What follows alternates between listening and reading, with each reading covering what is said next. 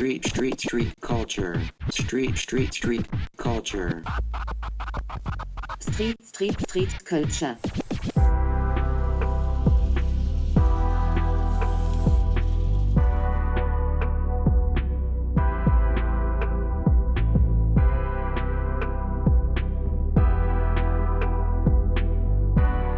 Nous sommes à l'hôtel Bellevue, un hôtel qui a fermé il y a maintenant 3 ans.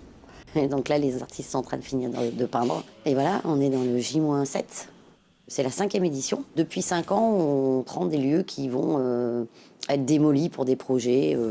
Et on invite une trentaine d'artistes nationaux, internationaux et locaux à repeindre le bâtiment avec une direction artistique qui est menée par Michael Evenou Grums, avec une contrainte qui est une couleur, qui est le Pantone de l'année.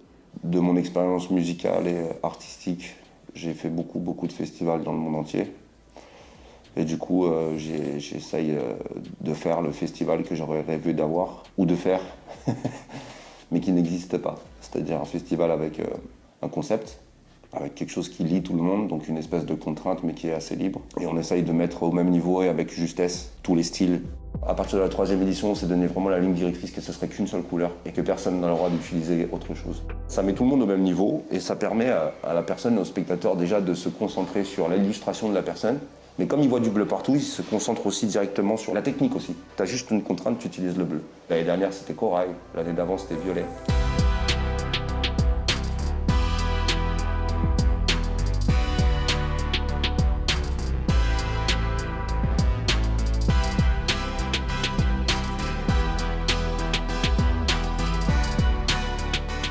On a pris 28 artistes sur l'exploitation sur 2 semaines. Peut-être ce qui les choque et ce qui leur fait vachement plaisir, c'est le souci du détail et de l'encadrement artistique en fait. On essaie d'être aux petits soins pour eux quoi. Puis il y a aussi l'intérêt de mélanger les artistes entre eux. Parce que le festival il se passe en 2 temps en fait. Il se passe d'abord entre les artistes, puis après il se passe avec le public.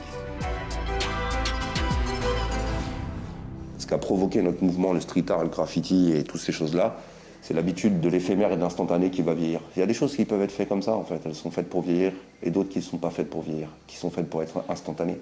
Donc on n'a pas cette problématique de « oh, vous allez tout détruire » et tout ça. Non, on n'a pas fait quelque chose de pérenne, on a fait quelque chose de provisoire. Le but, nous, c'est l'œil du spectateur et le moment qu'il a vécu ici, et de l'artiste. C'est pas que ça soit quelque chose de pérenne, parce qu'on ne le ferait pas comme ça. Il reste beaucoup de choses à faire. On est sur les éclairages, on est sur les sols. On a encore 3 artistes qui sont en train de finir sur site. Et nous allons repeindre le bâtiment en bleu. Ne me demandez pas comment nous allons faire. Nous allons le peindre en bleu. C'est évident qu'on travaille avec des moyens bien en dessous de ce qu'il nous faudrait pour le faire. Donc la partie la plus lourde, c'est les 10 derniers jours de la production où là on a des équipes qui commencent à fatiguer et que c'est des chantiers énormes en fait. Les gens ne se rendent pas compte qu'on fait tout ça en 20 jours. Mais dans les 20 jours, il y a autant d'électricité que des fuites sur les toits, que le sol, le plafond. On réhabilite quelque chose qui était en train de mourir. Provisoirement, certes, mais il y a quand même de la réhabilitation, de la sécurité, au-delà de tout le travail artistique. Donc du coup, c'est vachement grand, c'est vachement sport, mais il n'y a rien de mieux pour nous que le remerciement et le respect des artistes et du public. Street culture.